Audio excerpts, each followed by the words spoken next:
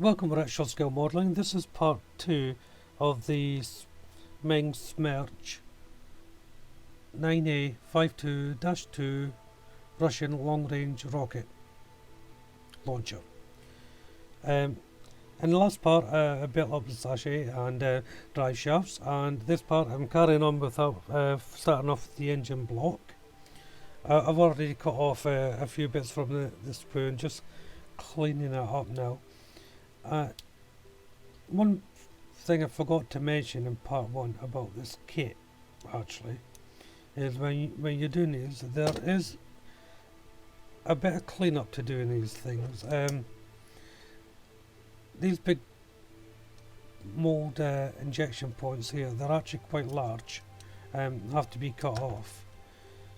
Now they're throughout the kit, so I mean you may think, well, they're quite thick, they must be part of the location points for each unit, and it's not. So you really have to cut these off a bit tight in places as well. So if I take my snips and just take the majority off, then take my hobby knife and just cut them out. Have to be careful because there is a location prong inside here that you want to keep on the unit. You don't have to be neat because it will be hidden inside, but you need to get to a level where it's not going to encroach on the actual frame of the part.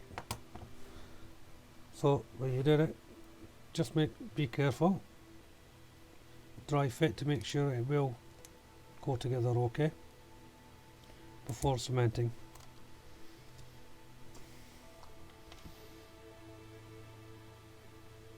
And just a little bit of cement or glue, whatever you want to call it. I often call it glue.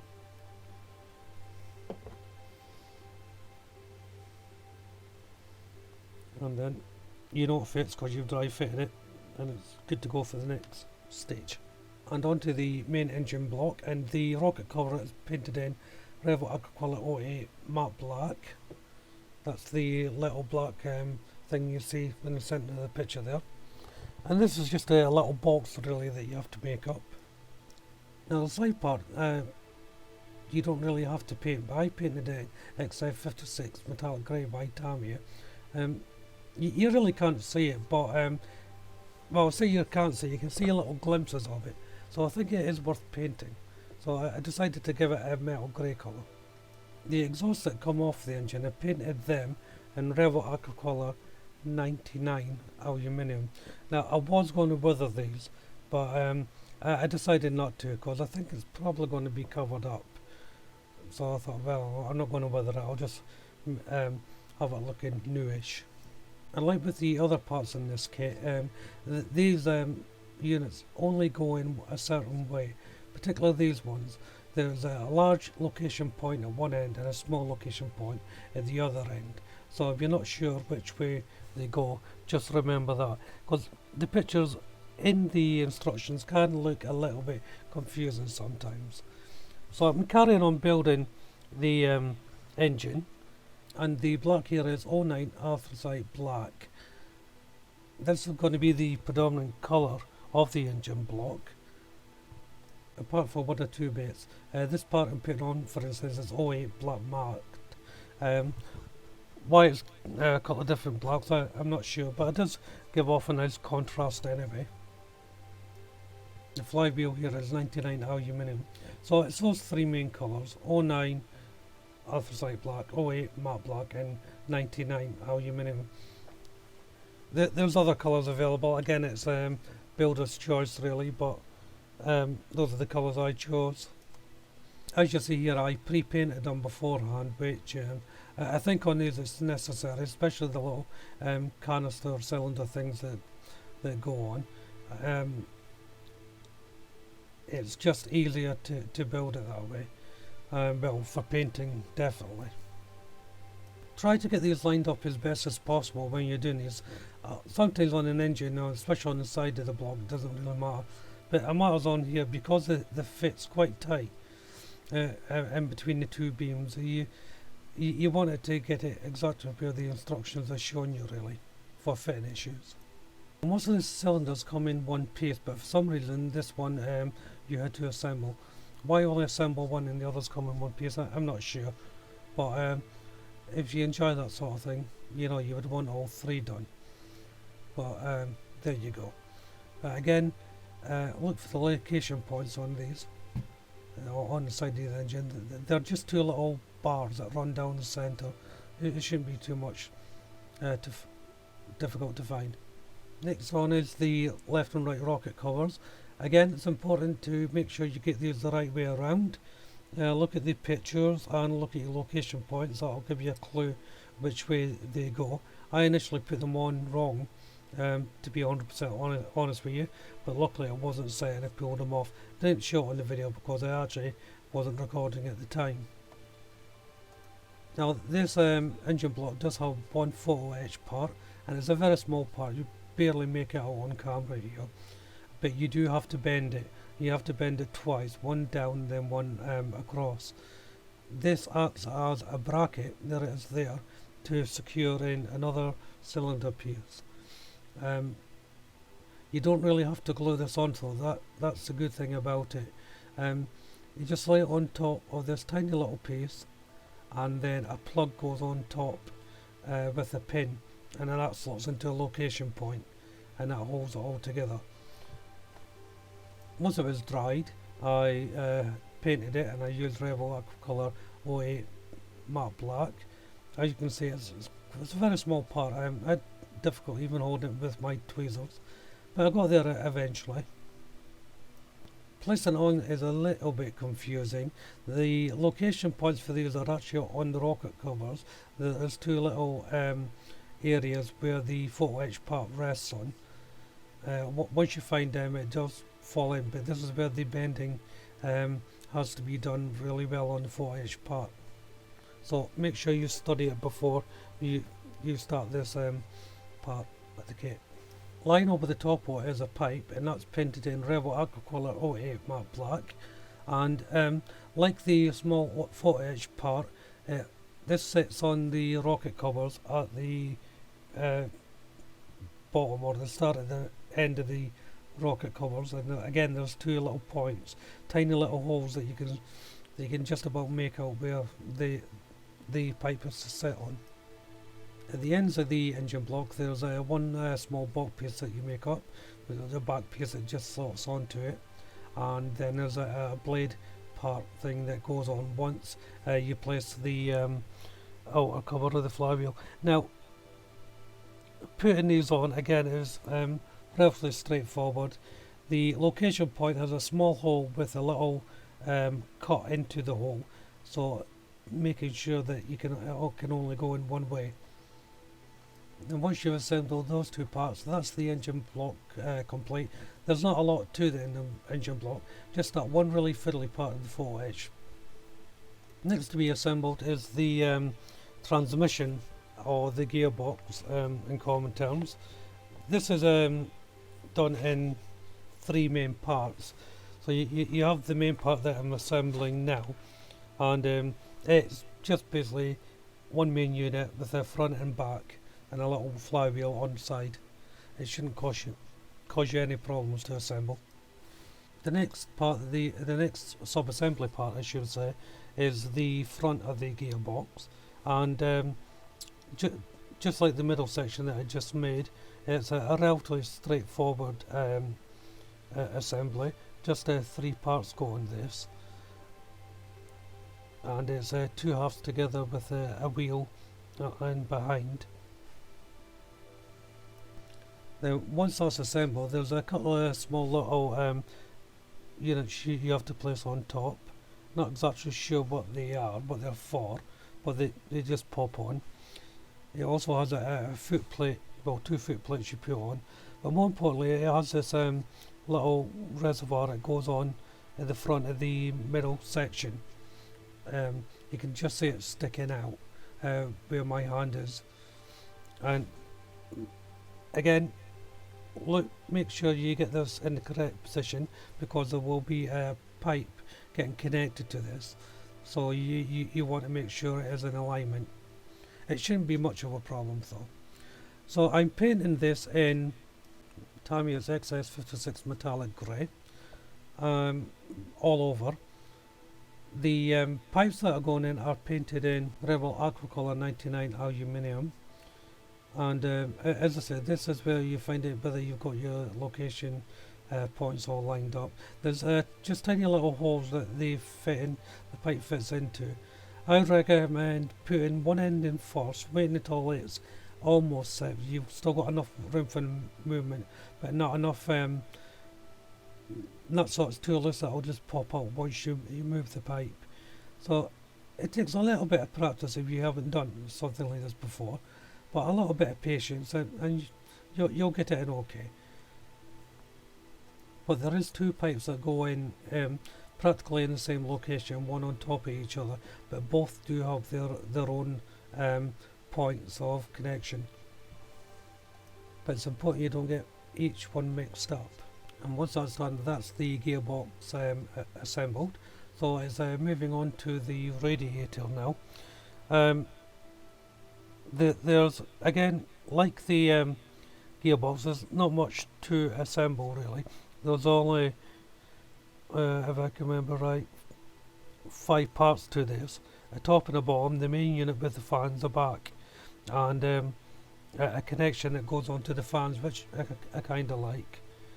And it's just a straightforward assembly, as you can see here, where once you clean up the parts, take off the little bars and that, it just fits straight on. And I painted these in Tamiya's XF56 metallic grey once again. I love this colour for a metal colour. It's really good. You know, it's less harsh than an aluminium colour. I think it really does stand out well. Again, I've chosen not to weather this, but if you do choose not to weather them, you can also paint them in a way that it looks like a bit weathered. It's a bit of a skill to learn. If you're used to very neat painting, it's quite difficult to do, but when you're painting, if you press down on your brush a little bit harder than you would normally do, you create a darker pigment, which allows for it looking like it's been a bit worn and a bit of wear and tear. Try it out on some practice pieces, it really does work. It's time for assembling now to put all the pieces on. I started off with the radiator. Now this location is on 2 little brackets on the crossbeam that go, you see here, it's 2 small parts really. Well, not 2 small parts. The location parts are very small, so once they're on, try to make sure that it's dry before you go into the next part. Now there's 2 drive shafts that have to go on. There's a small one and a large one, and fitting the small one now, I thought it would be better to put it on now because it's such a small part to fit on. Once it's in, placing in the actual engine block, make sure you know exactly where the location points are because it can be a bit tricky. The sticking out pipe on top of the engine block goes underneath the bracket on the radiator, so don't worry thinking, oh, I have to cut that off. It does actually go underneath. Once you get that in, the transmission unit should fit in quite easily. Again, making sure you've got the location brackets pinned down, you know exactly where they are. Then put in your main drive shaft before you try and set it properly, because you might have to wiggle it around just to get it in. And then obviously connect up the main drive shaft to the drive unit, and this is where you'll find out whether you've got the engine in place where it's meant to be, because the drive shaft won't fit or not be long enough, or it might be too long, if you know what I mean. If it's too short, it won't fit. If it's too long, it's going. So it's got to be just right. So make sure you get those location points done properly. So as you can see here, I've started on the outer axles now to hold the wheels. A little bit of tidying up and trimming has to be done. There's I had quite a little bit of flash really on the inside that needed to be sorted out. Now in these parts, again, careful that there's massive sub-assemblies having to go on for these, and it does come in different stages. Now, at the start of it, you're going to have an A, B, C, and D sub-assembly parts. As you can see how I've got the parts lined out and ready to go. Be careful with this. I know I keep on saying it, but especially this part, because they do correspond to different parts of the axles and different types of the wheel axles as well. So you really have to get this right. Also, be careful of your cement, because some of these parts have to be free moving. So when you're putting the brackets together, as you can see me doing there, when these parts go on, these little Y parts go on, they have to move. Now they're quite tricky to do.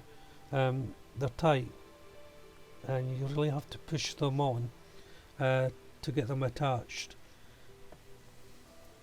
And once they're on, you go back to your first pieces that you sub-assemble to push them on. Again, there shouldn't be any cement required here. You may wish to put these on before you put that Y piece on, just for ease of trying to get them to attach. Because, as I said, you really have to not force them in, but jiggle them in for them to fit in their location points, and so they're free moving. I should also say these Y pieces, the Y axle brackets, there's specific ones for each set. Again, this is why I'm saying be careful which set you're doing. They are numbered very clearly, but it's easy to run ahead and think you've cracked it, then realise you're putting on the wrong part. The next part of the assembly is putting in these long, I don't know what they're called, pistons, axles, I'm not sure. But there's 4 in each unit you have to place on at various lengths. The 2 on one side are the same length. On the opposite side you have one that's smaller and one that's slightly longer, but shorter than the initial 2 you put on. It sounds confusing, but the instructions do show you exactly where they go. But again, take your time with it, because you have to get this right for the wheels to sit properly. And once they're all assembled, I painted them in Revit Aquacolor 09 anthracite, the same with the main unit there. I didn't put any finesse in this painting.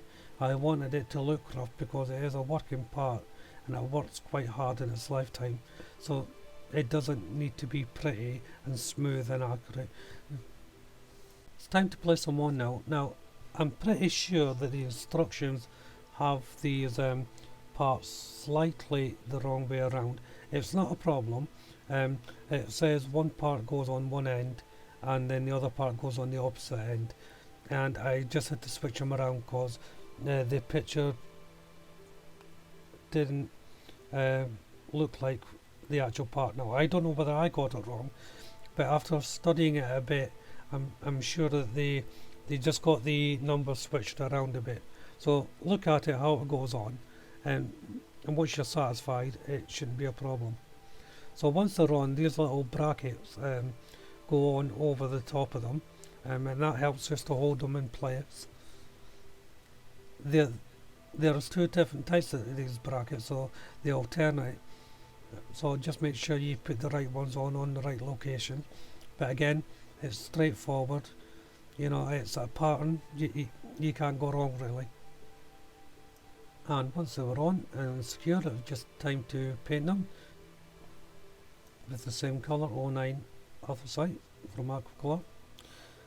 Now this brings this part to an end.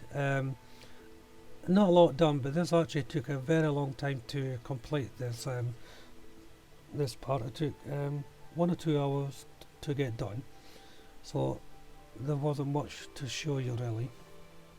So in part 3 I'll be dealing more with the sachet and putting on the steering light columns and more brackets and so forth onto it. It's going to be quite a long process, that one. In fact, the next couple of days I'm going to be quite busy, so I don't know how much I'll get done. I'll probably compress 2 days into one for the next stage, just because I won't get a lot done on each day, so I may as well put it down and compress it down into one video. If you have any thoughts, just let me know. All comments are welcome.